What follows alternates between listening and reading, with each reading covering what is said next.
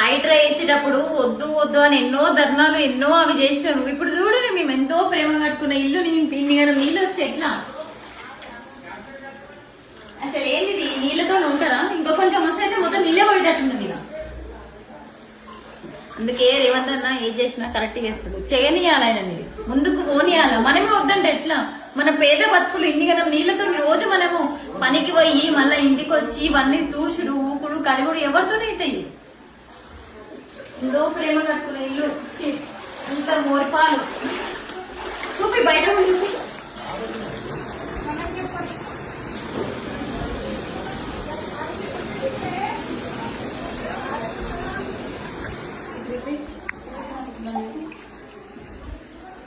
చూసిరి కదా ఎంత ఇవన్నీ నీళ్ళతోనే మేము ఎట్లా క్లీన్ చేసుకోవాలా, ఎట్లా వండుకోవాలా, ఎట్లా ఉండాలా ఇండ్లల్లా? మీరే చెప్పురి, మీరే ఏం చేయాలో చెప్పురి, కామెంట్లో చెప్పేసి.